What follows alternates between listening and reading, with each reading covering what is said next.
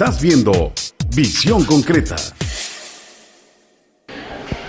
Bueno, pues queridos amigos, es un gusto continuar con ustedes precisamente desde la capital chiapaneca, la tierra de los conejos, y precisamente vamos a platicar con el licenciado en literatura. Él es escritor e incluso ha ganado el premio por un libro de poesía en el género de poesía en los Juegos Florales aquí en Tuxtla, en la Feria de San Marcos, me parece, y obviamente vamos a platicar con él. Precisamente, primero quiero darte gracias porque creo que es importante que se reconozca, primeramente que se reconozca el trabajo que muchas veces no es tan valorado por una cultura que no tiene el gusto por la escritura, mucho menos por la lectura. Entonces, me parece que primeramente agradecemos a Julio Solís por este espacio. Muchas gracias, Julio. ¿Cómo estás? Muchas gracias. Primero que nada, agradecer a ustedes por la oportunidad que tienen precisamente de difundir el trabajo que uno realiza, ¿no? Y bueno, pues bien, hemos estado trabajando algunos proyectos que con gusto vamos a platicar. ¿Cómo nace este gusto por esta parte de la cultura, la escritura, el leer, el ser parte de este grupo de artistas que me parece que en una sociedad chiapaneca le hace falta un poquito este gusto por la lectura y la escritura? Sí, mira, yo estudié lengua y literatura hispanoamericanas en la Facultad de Humanidades, en la UNACH, y bueno, el gusto por la escritura nace precisamente de la lectura. Yo tuve la fortuna de muy niño tener acceso a los libros, en consecuencia es ahí donde está mi formación, ¿no? A través de la lectura. Es fundamental la lectura para cualquiera que aspire a ser escritor o que lo sea, necesita necesariamente tener esta herramienta, la vocación primeramente y bueno, desde luego formarse a través de la lectura. Entonces es ahí. Aún si no se fuera a dedicar a esto, es fundamental la lectura. Claro, desde luego, en la formación del hombre, ¿no? En la vida del hombre es fundamental el asunto de la lectura. Es una de las cosas más importantes de la vida, considero, ¿no?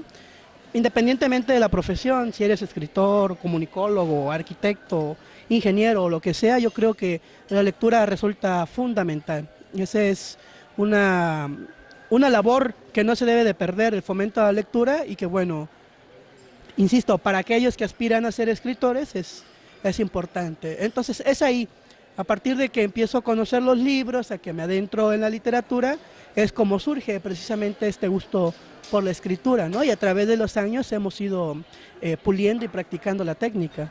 Y obviamente ya una vez que estás estudiando esta carrera y que conoces un poco más a profundidad toda esta parte que artistas, no solo los chiapanecos, sino nacionales, internacionales, lo que han escrito, es donde empiezas tú ya a entrarte un poco más a la parte de escribir. Platícanos un poco esta parte, esta experiencia que has tenido tú acerca de escribir, qué ha sido para ti escribir, porque me parece que también lo importante de la escritura es a través de lo que tú escribes conectarte con una persona que se interese en esos libros que tú escribes, ¿no? Sí, mira, yo considero que el acto de escritura es primero una profesión, ¿no? Es un trabajo, es algo que necesita ser profesionalizado, ¿no?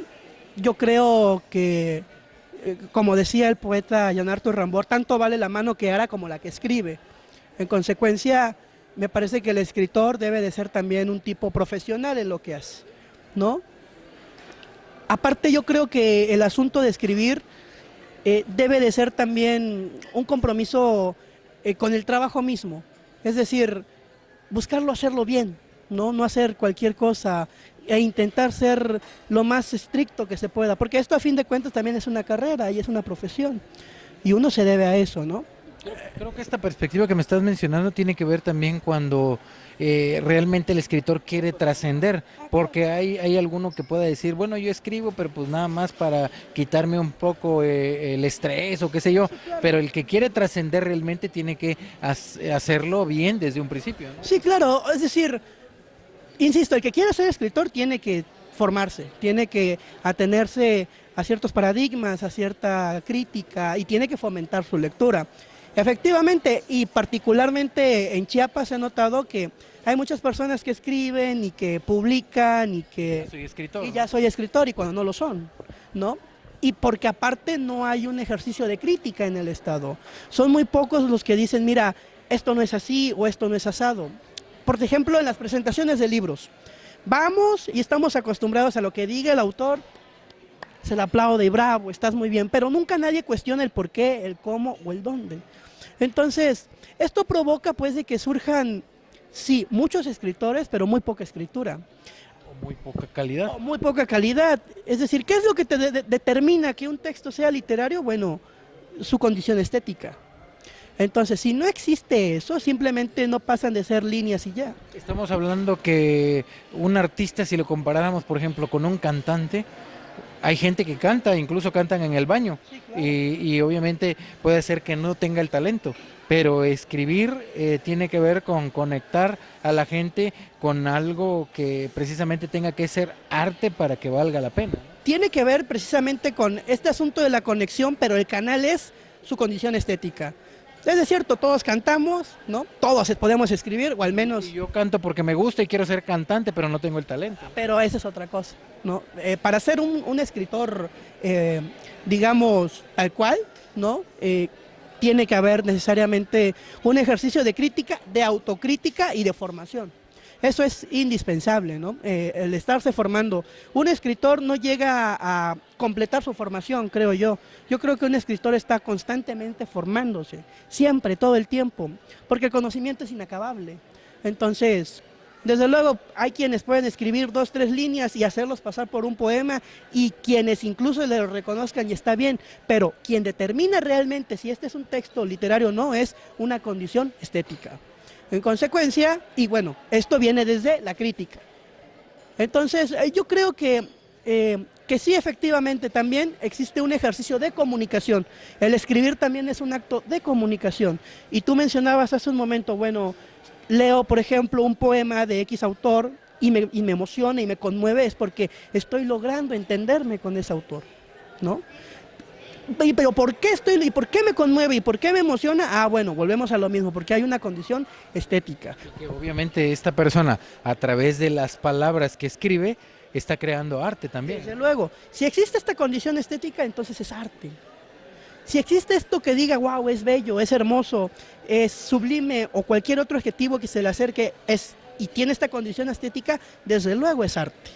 Entonces, digo, podemos poner a la Mona Lisa, por ejemplo, ¿no? Con todo su misterio, con todos sus estudios, frente a un graffiti, que ahora es el llamado arte urbano, ¿no? Entonces, lo que provoque emoción estética es lo que va a determinar lo que es arte. Pero esto también se da a partir del bagaje cultural de cada persona. Desde luego a mí me puede conmover a las personas que están allá viendo o comiendo o platicando, y puede conmoverme, por ejemplo, no sé, el asunto de la naturaleza o el asunto social o el asunto político, etcétera, etcétera, ¿no? Pero si no existe esta condición estética, que insisto, y que es fundamental, no es arte. Y que al final de cuentas sí es importante, porque hay que aclarar esta parte, porque para que la gente que vaya queriendo incursionar en esta parte vaya quizás tapando esos huecos que muchas veces vienen desde la niñez, para poder formarse claramente, y obviamente que al final, cuando pueda decir hoy he escrito algo, hoy he hecho algo que le puedo llamar arte, tenga esa formación y esa cualidad de poder ser una calidad literaria, como dices tú, ¿no? Un artista. Mira, Rainer Maria Rilke, en el libro Cartas a un joven poeta, ¿no? Que este libro es de un muchacho que escribía poesía y le manda al maestro Mayre Rania, Rainer Maria Rilke, y le pregunta, ¿qué tengo que hacer yo para ser poeta, ¿no? Y le manda sus poemas. Y el autor le dice, mira, en medio de la noche, ya cuando estés dormido, en tu cama solo, en tu soledad, pregúntate si puedes seguir viviendo sin escribir. Si tu respuesta es sí, tú puedes seguir viviendo sin escribir, entonces dedícate a otra cosa. Pero si tu respuesta es no, entonces tienes que agarrar tu pluma y tienes que escribir todo el tiempo, todo el día, hasta que te sangre las manos, hasta que se te hagan jirones en la piel. Es una metáfora precisamente de lo que debe ser un buen escritor, de escribir constantemente, de seguir practicando, estudiando, formándose. y ser autocríticos. Ahora que mencionas esta parte, también creo que sería importante la reflexión acerca de que un escritor o una persona que crea arte es muy poco valorada en nuestra sociedad, porque a veces, si hablamos de las redes sociales, por ejemplo, ¿qué es lo que llama la atención? La broma, el chiste, cosas que no tiene, que son parte quizás de nuestra cultura, pero que no es valorado lo que es el arte. ¿Cómo tiene que batallar con eso el escritor? Porque me parece que incluso te has topado con esa situación, ¿no? Sí, pero también es cierto que el arte no es, Para todos. no es popular, no es para las masas, ¿no? El arte es también, hay quienes dicen que es elitista y que el arte debe de bajarse a las masas, pero también existe el arte popular, es decir, también existe en nuestras costumbres y en nuestras tradiciones también se puede ver arte, ¿no?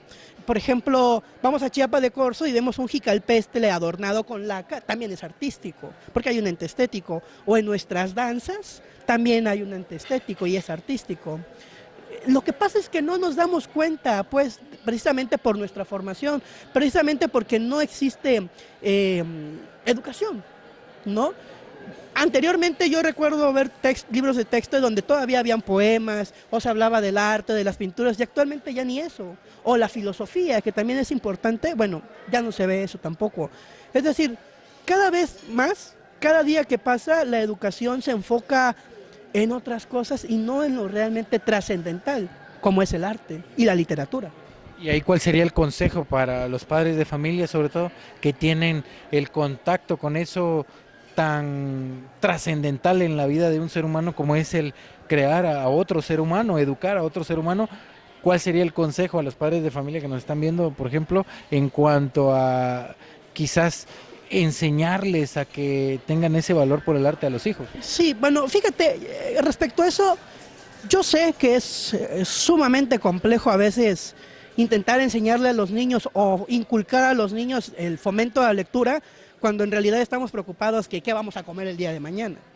Cuando en nuestra mente hay otro tipo de preocupaciones que resultan a veces más trascendentales y fundamentales, como el arte, insisto, qué vamos a comer mañana, ¿no? Cómo vamos a vestir, cómo vamos a calzar, y yo sé que es bien difícil precisamente por la situación en la que vivimos.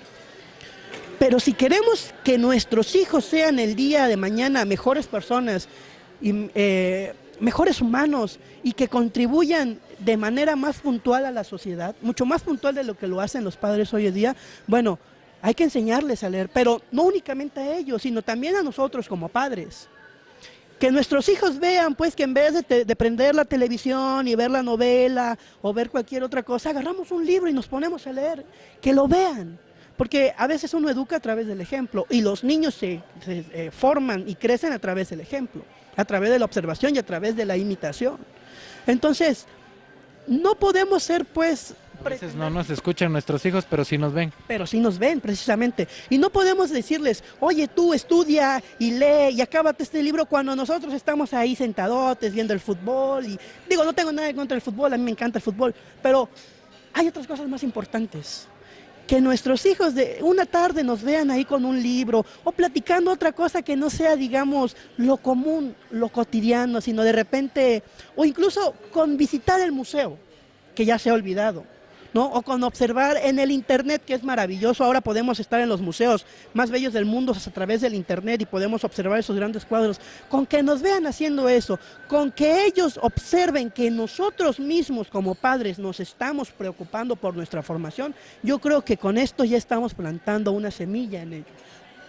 Bueno, pues creo que la verdad hay una gran riqueza, sobre todo en la parte en que una persona que ha leído está muy preparada y obviamente participa en esta importante actividad de crear arte. Platícanos un poquito también en este sentido de cómo es que nace, obviamente, el hecho de decir: quiero dedicarme ahora a escribir. ¿Cuál ha sido tu experiencia en este sentido? Y obviamente hay talleres de poesía y de otro tipo de talleres que también te han ayudado a fortalecer esa parte y obviamente a tener productos que tienes muy a la mano en este momento y que puedes hablar de ellos.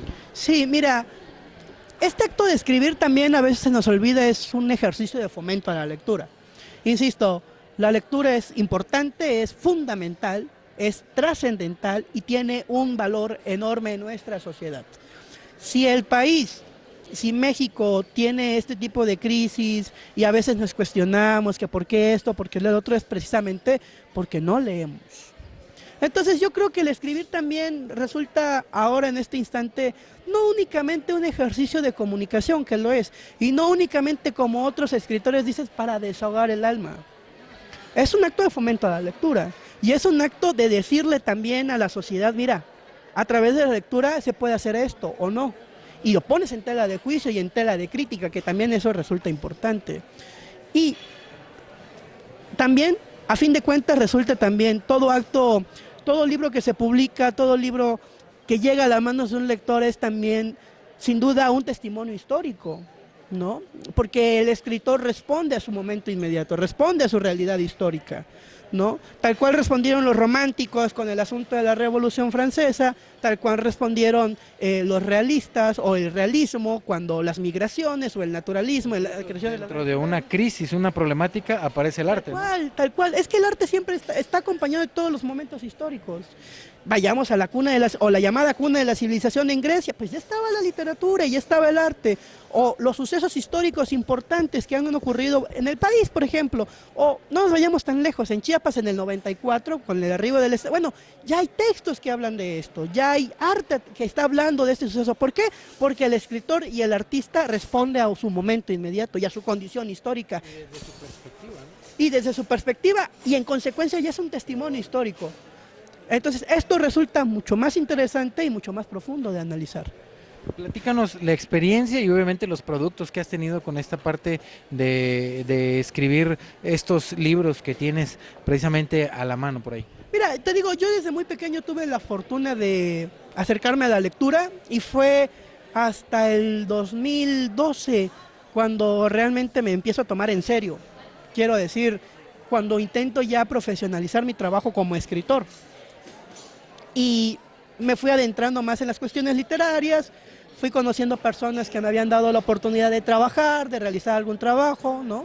En algún momento también colaboré con los periódicos, estuve también con los medios y bueno, publiqué un libro que se llama Gritos del sueño inesperadamente lluvioso, que ahora no lo tengo a la mano. Al siguiente año, una editorial independiente me publica este librito que se llama Tulipanes acústicos para fumar la madrugada. En este libro tuve el privilegio de contar con el apoyo del maestro Roberto López Moreno, que es precisamente un escritor importante ya para el canon de Chiapas, oriundo de Huixtla, de aquella zona. Entonces, él fue quien prologa este libro y este libro también es producto de mis estudios o de los estudios que realicé y que sigo realizando sobre un poeta muy importante para Chiapas, que se llamó Armando Duvalier. De este poeta yo he realizado, te digo, algunos estudios y he publicado algunos libros. Por ejemplo, en el 2014, cuando se cumplen 100 años de su nacimiento, el doctor Mario Nandayapa y yo nos topamos con un escrito que era un mecanuscrito, que era inédito hasta ese año. En el centenario de su... sí, efectivamente. En el centenario de su nacimiento publicamos Un ángel amansando sus teléfonos, que tiene la técnica que son 10 poemas con una técnica que Armando Duvalier denominó alquimismo. Armando Duvalier fue un poeta y un escritor de la experimentación, un escritor que introdujo nuevas formas de creación en el estado de Chiapas y que bueno, no fue reconocido ni valorado en su justa dimensión en el tiempo en el que vivió, ¿no? Entonces, ¿por qué decimos que es un escritor alquimista? Porque, insisto, este asunto de la experimentación y el cúmulo de todas esas experiencias lo llevó a la creación de una nueva forma de creación que se llama alquimismo. Este alquimismo está incrustado dentro de las vanguardias literarias, que bueno, es toda una historia sobre las vanguardias literarias, pero en Chiapas es de los primeros poetas vanguardistas, estamos hablando de los 60s, ¿no?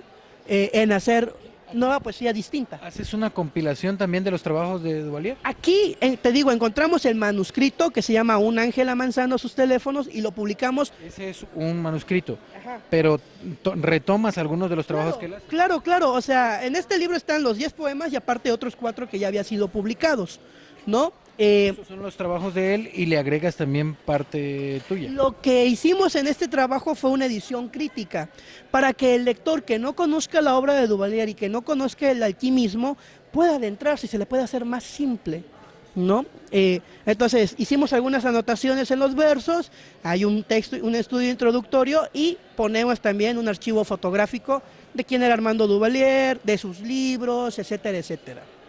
Esto fue en el 2014. Posteriormente, en el 2016, 17, Este libro del que me acabas de hablar, ¿lo hiciste también trabajando con el autor Mario con Nandayapa? el doctor Mario Nandayapa, sí, que es un académico de la UNACH, ¿no? Entonces, yo originalmente me interesa Duvalier porque yo lo estudié en la universidad. A mí me interesaban mucho las vanguardias literarias en Hispanoamérica y al enterarme que en Chiapas hubo un ejercicio de esta naturaleza, bueno, mis estudios se centran en Armando Duvalier. Entonces, junto con el doctor Mario Nandayapa, que también es un conocedor del alquimismo y de las vanguardias, bueno, decidimos hacer este libro. Y además también lo importante es de que toman el trabajo de un chiapaneco que quizás, como decías hace un momento, no fue tan valorado, para también quizás apoyar a que esto sea más valorado por los mismos chiapanecos, ¿no? Claro, y es que Armando Duvalier es un escritor que no se queda en lo regional. Es decir, por su condición de vanguardista, está dentro de las 3 vanguardias más importantes de México. Y este tipo tenía, o sea, sus libros fueron publicados, traducidos al francés. Ganó un premio de cuento que fue traducido al inglés por la Universidad de Arizona, en Texas. Y bueno, poemas suyos están en universidades francesas y en Haití. Quiero decir, pues, Y luego muchas veces ni los conocemos acá, ¿no? ni los conocemos aquí precisamente. Tuvo excelentes relaciones con Nicolás Guillén y con toda una serie de escritores sumamente importantes y que, insisto, aquí en Chiapas pues poco se conoce. Fue hasta el 2014 que empieza otra vez a surgir. El dicho, nadie es... Nadie es profeta en su casa, ¿no? O candil en la calle, oscuridad en su casa. Entonces, bueno, conocemos a este Armando Duvalier, lo hemos difundido, he dado algunas conferencias en Tapachula, en Huixtla, en toda esa zona del Soconusco, en Pijijiapa, ¿no? Aquí también quiero reconocer un poco la labor de la Fundación Armando Duvalier, que se ha dedicado a rescatar y a difundir la obra del maestro Armando Duvalier. Han hecho festivales, encuentros académicos, algunas publicaciones, etcétera. Esto es con respecto a Armando Duvalier, ¿no? En el 2017, en una conferencia que fui a dar en Guadalajara, Jalisco, precisamente sobre las vanguardias en México, y menciono a Armando Duvalier, una editorial que se llama Casa de Letras se interesó. Entonces, publicamos este libro que es Tribulaciones por un joven dinosaurio. Este título es precisamente la primera plaquette que Duvalier publica en el 61. Aquí lo que se hace es también una antología de estos poemas alquimistas, ¿no? Entonces, como a manera de difusión, y aquí también quiero decir que todos estos libros, Crítica también tuya. desde luego hay un texto introductorio, una crítica. Tú decías que, por ejemplo, muchas veces los autores deben aprender también a analizar la lectura, no solamente a leer por leer, que no leemos, y los pocos que leemos no tenemos esa postura crítica, ¿no? Sí, desde luego, no existe esta postura crítica, como que no nos interesa reflexionar un poco más sobre eso, ¿no? Quiero decir, crítica viene de crisis, de poner en crisis algo, en este caso el texto, es decir, cuestionarlo, el por qué, el cómo, ¿no? Y si me convence, también preguntarme por qué me convenció tanto.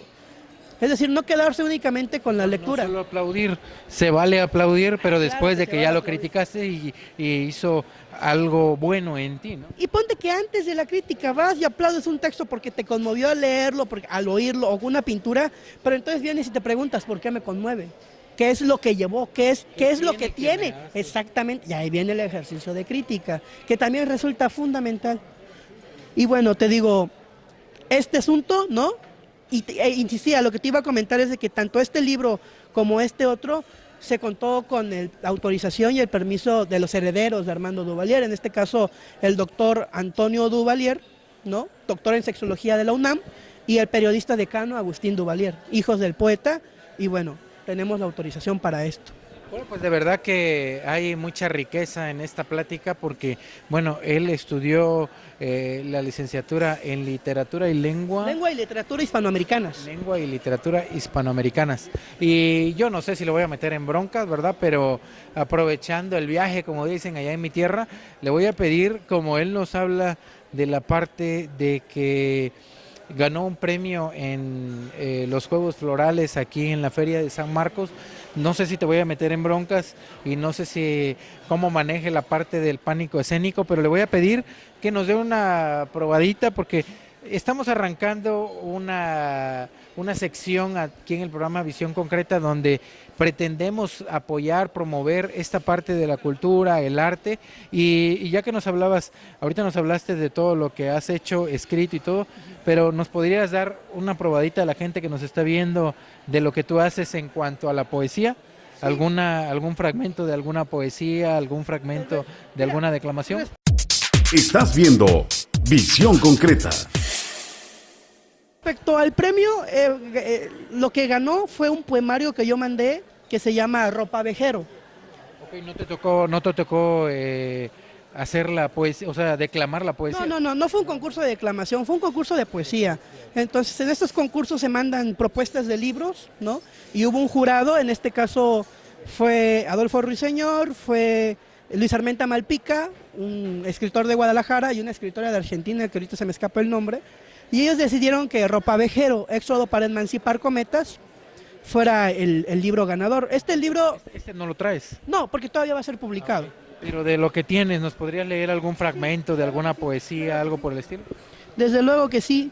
Entonces, fíjate, este libro, que se llama Tulipanes acústicos para fumar la madrugada, también está de alguna manera influenciado por esta técnica que te digo de las vanguardias, ¿no?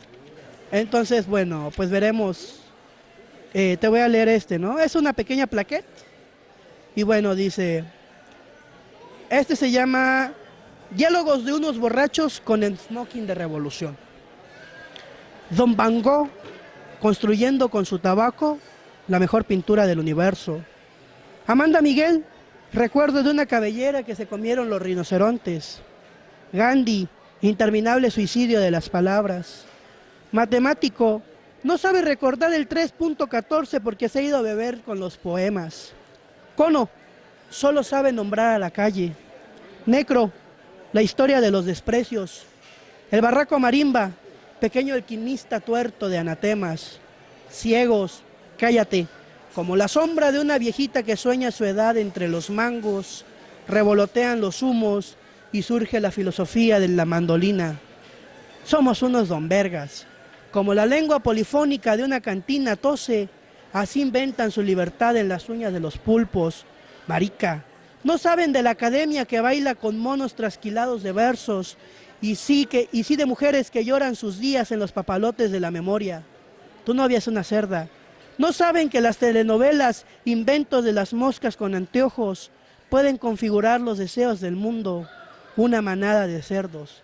Esa es una actitud sospechosa. Sufren los desiertos del 2-3-1 al revés y saben del amor solo con ojos de canica. No es digna de mi colchón.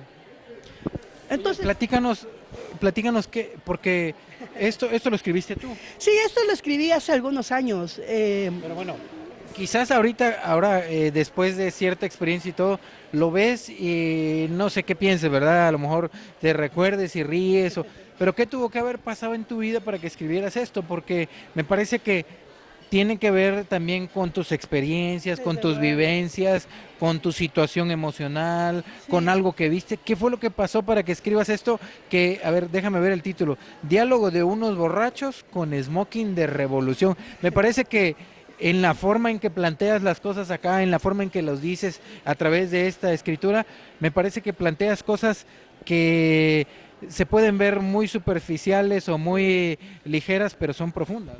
Mira, sí, no, es decir... En algún sentido son profundas, en algún sentido quizás son sencillas, pero ¿qué tuvo que haber pasado para poder plantear esto? Esta es una anécdota bastante curiosa, ¿no? Precisamente que tiene que ver con las cantinas, ¿no? Entonces, ¿Tuviste que haber ido a alguna cantina para Estábamos unos amigos platicando precisamente de todo. Estamos en el parte 2000, del diálogo también? estamos en el 2012, ¿no? En este momento, pues bueno, ya sabes, la candidatura de Peña, el asunto de su rechazo, el surgimiento del 132, etcétera, etcétera, ¿no? Entonces, estábamos platicando una serie de amigos y yo escuché distintas voces que convergen aquí, ¿no? Entonces, Son los diálogos de diferentes personas en ese entorno. en ese entorno precisamente, ¿no? Entonces alguien por ahí dijo, alguien por ahí le gritó a alguien, manda a Miguel y que no sé qué, y hablaban precisamente de un tipo, ¿no? Que tenía el cabello largo, pero ahora pues estaba calvo o pelón, ¿no? Y se burlaban de él. Entonces por eso Amanda Miguel era el recuerdo de una cabellera. Que se comieron los rinocerontes, ¿no? O por ejemplo... Esta parte crítica de poder analizar incluso la lectura, cómo nace y todo, me parece que es algo que enriquece el gusto por la lectura también, ¿no? Sí, y bueno, recordar que no hay necesidad de hablar de los temas capitales, no hay necesidad de hablar de la muerte o del amor, y claro, hay quienes lo hacen, pero digo, otra vez volviendo a Rainer María Rilke, ¿no? Él decía también, bueno, ¿para qué quieres hablar del amor y de la muerte si hubieron antes que tú que ya hablaron y lo hicieron mejor? Y van a seguir siendo algo fundamental en la vida de cualquier escritor o lector. ¿Por qué no hablas, por ejemplo, mejor de lo que ves? De la inmediatez, ¿no? Julio Cortázar, por ejemplo, hace un poema. Amanda Miguel, me imagino que tú ahorita que estás hablando de eso, te vuelves a recordar el momento preciso donde estabas viendo a Amanda Miguel, ¿no? Imagínate, Ese Amanda Miguel. estabas platicando con unos amigos ahí, ya sabes, bebiendo unas cervezas, y precisamente había en otra mesa que le grita, ¡hey, Amanda Miguel, tu cabellera! Y que no sé qué, ¿no? En otra mesa alguien le decía a una persona, ¿sabes qué? Tu novia es una cerda por esto. Y que aunque parece ofensivo, ¿no? Ya sabes, es precisamente lo que ocurre. Tú lo conjugaste y provocas en la gente quizás muchos pensamientos que te vinieron a ti en el momento en el que estabas. Sí, sí, bueno, Don Van Gogh es una persona precisamente que le gustaba mucho las pinturas de Van Gogh, ¿no? Pero ya en su borrachera agarraba el cigarro y se ponía así a tallar en la pared. Y bueno, precisamente es esto, ¿no? Construyendo con su tabaco la mejor pintura del universo, ¿no? O Gandhi era un tipo así también, al que le decíamos Gandhi, porque hablaba mucho precisamente de filosofía hindú, ¿no? Y hablaba de la muerte y del suicidio, por eso es el interminable suicidio de las palabras. Otra persona ahí que daba clases de matemáticas, ¿no? Que era un tipo así formado de matemáticos. En fin, una serie de personajes que conversan aquí y que precisamente en una cantina es un lugar donde precisamente están estos tipos, ¿no? Conversando, diciendo cosas, ¿no? A veces no necesariamente... En el lenguaje azteca, pongamos, ¿no? Tal cual, pues, es decir, a uno va a una cantina a platicar, a estar desenfadado, como decía ahí una frase, ¿no? A aliviar las penas y olvidarse del estrés, precisamente, ¿no? Entonces, por eso ya entiendo ahora un poco más el nombre Tulipanes Acústicos para fumar la madrugada. Sí, o sea, tulipanes acústicos porque era lo que escuchabas en ese momento. Exactamente, eran así, tú sabes... Y tú para crear el arte a través de esto, le pusiste tulipanes porque los tulipanes son como algo bello y acústicos porque eran las palabras, sí, ¿no? y tú sabes que el tulipán no es una flor abierta, es una flor más bien como cerrada, ¿no? Como que oculta, en fin. Precisamente, ¿no? Entonces, cada uno de estos poemitas que están acá, ¿no? Tienen que ver también precisamente con esto. Con hablando, ya vi que no te metí en problemas, la verdad, me gustó mucho este ejercicio. Léenos otra parte, porque la verdad creo que a mí me llama mucho la atención cómo una persona que está inmiscuida en crear arte porque ha leído, porque se ha preparado y hace este tipo de arte pueda generar el gusto también en la gente que nos está viendo, ¿no? Sí, claro. Mira, este también tiene que ver con un asunto así de borrachera, ¿no? De unos amigos, precisamente. No vaya a pensar el público que soy un alcohólico, pero bueno. Bueno, en algún tiempo, o te han contado, dicen por ahí. Sí, no, seguro. Esto se llama Discurso etílico a los bandidos de las letras. Compañeros ahogados en la clavícula de la botella. He aquí mis flores y mis dientes, mis medusas que tocan marimba y mis helicópteros tuertos de vacío, mis riñones y mis fronteras amestradas de silencio. Sentados en el ano del mundo, sobre la vértebra del teléfono, nos hemos dado a la tarea de construir guitarras con las calles, a darles cuerpos de café con sabor a serafín, meterle la lengua a las hormigas, jugar con sus campanuelas vírgenes y llorar chiturís de albo pecho. Y yo, esclavo de mis cometas, he pecado de empuñar un lápiz y crucificar la inocencia de la hoja. Pero yo, un caimán calvo de metamorfosis, pequeño alquimista que devora la tarde, os convoco a orinar las palabras, a buscar el tulipán que florece en el tabaco, a inventar los licores en el sube y baja de nuestro hígado.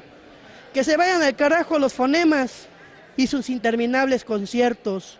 Que chupen la jaiba de mi recuerdo Octavio Paz y el hijo marica de Whitman, se hacía llamar Lorca. Que coman sus gorgojos la que llora el Dido, el médico amoroso y el alquimista mayor.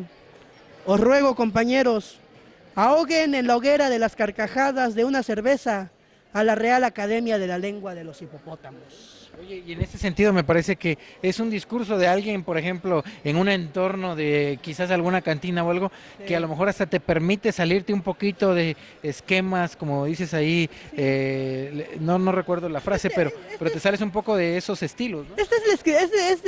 Lo que decía un amigo que es escritor también, ¿no? Y hablaba precisamente, ya sabes, de la crítica a la Real Academia de la Lengua, hablaba de Walt Whitman, que es un poeta norteamericano, ¿no? Hablaba de Jaime Sabines, de No Cansino Casaonda, de Rosario Castellanos, de Federico García Lorca también, ¿no? Que fue un escritor de la generación del 27 y que muere fusilado por el franquismo, ¿no? Entonces, precisamente hablaba de esto, ¿no? Y hacía esta crítica de que los escritores están así, como en un lugar totalmente alejado del mundo, ¿no? Es decir, en lo peor del mundo. Entonces, bueno.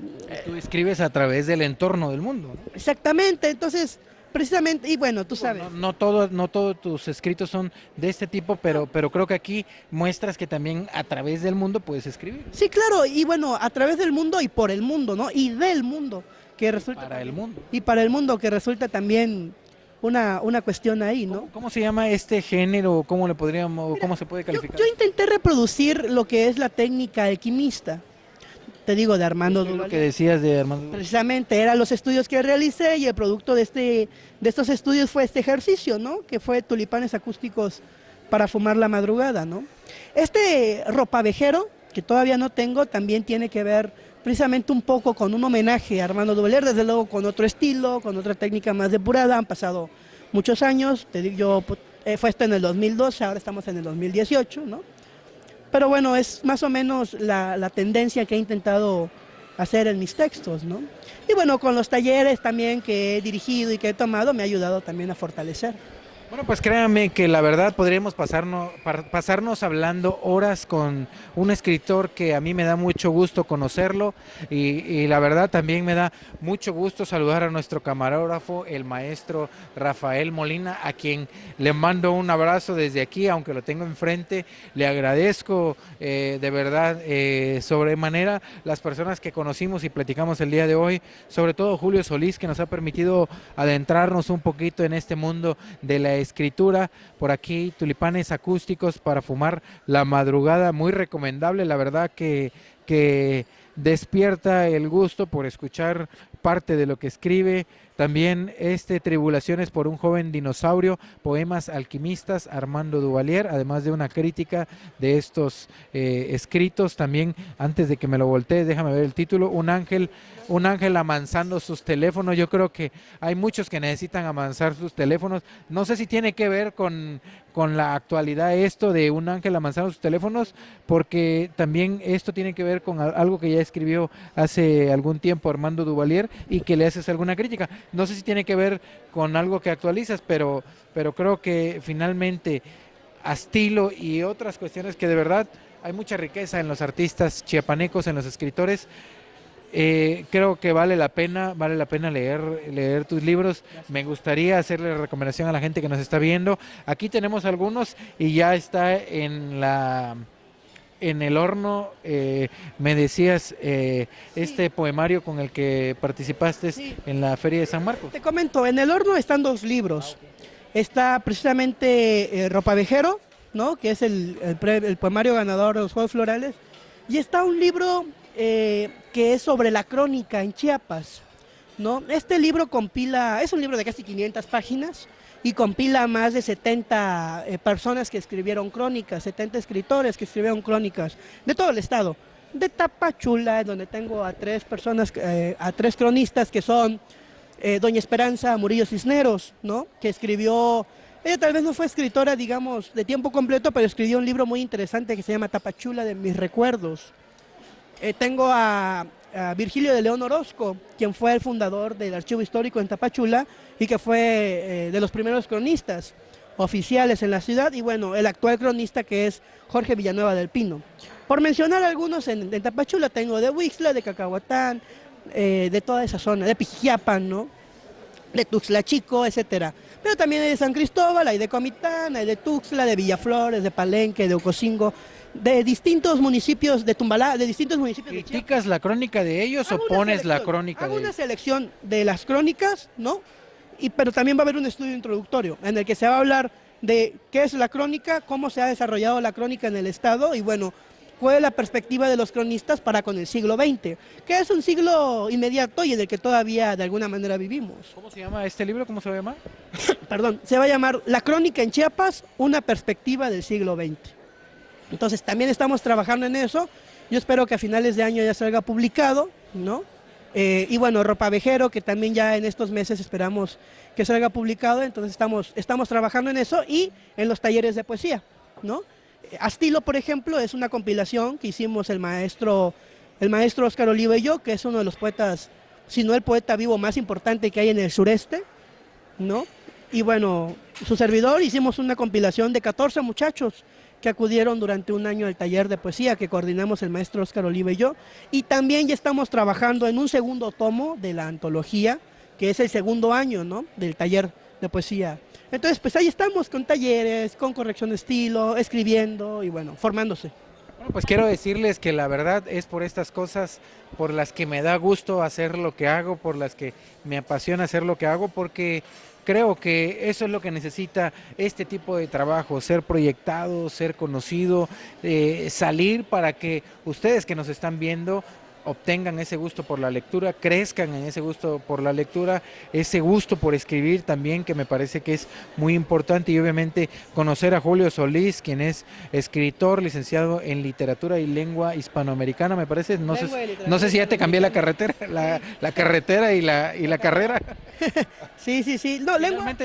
¿Quieres agregar algo más, sobre todo reflexionando hacia la gente que nos está viendo, acerca de la escritura y la lectura? Sí, yo creo que es fundamental, volvemos a lo que platicábamos en un principio, ¿no? Inculcar a nuestros niños el asunto de la lectura resulta sumamente importante y resulta trascendental, no únicamente para ellos mismos, sino para la convivencia social, ¿no? Sabemos que vivimos hoy día una crisis de muchos cortes, de corte económico, de corte social, y parece que el futuro es desesperanzador. Entonces la lectura puede ser una herramienta fundamental y básica, no para escapar de los problemas, sino para afrontarlos, no para combatirlos. Entonces, también desde aquí, desde esta plataforma, pues exhortar a que los programas de fomento de la lectura sigan creciendo. Ojalá que la inversión y que la nueva administración, que ya está a punto de llegar, ¿no? Ya pues el domingo son las elecciones, se le den prioridad a este asunto de la lectura, a la cultura, a las artes, a la difusión, etcétera. Le den mucho más prioridad que a otras cuestiones, ¿no? Entonces, porque, insisto, resulta importante. Y bueno, para aquellas personas que quieran ser escritores, pues bueno, también es necesario leer, seguir leyendo, es necesario escribir, tener conciencia de lo que uno está escribiendo y ser críticos, no únicamente con lo que se lee o con lo que se aprecia, sino con lo que nosotros mismos hacemos.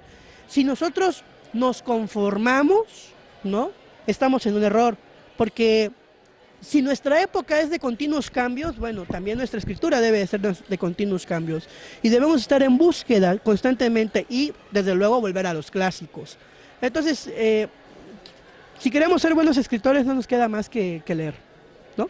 Bueno, pues agradecemos a Julio Solís y obviamente agradecemos al maestro Rafael Molina, quien nos contacta no solo con Julio, sino con el maestro Marco Antonio de Coneculta, y obviamente estamos gustosos de que esta apertura hacia lo que es la promoción del arte y la cultura, de la escritura, de todo este importante trabajo aquí en Chiapas, me parece que es una muy buena apertura de nuestra nueva sección, que esperemos que vaya teniendo a muchos como Julio Solís en este trabajo. Muchas gracias, Julio. Muchísimas gracias.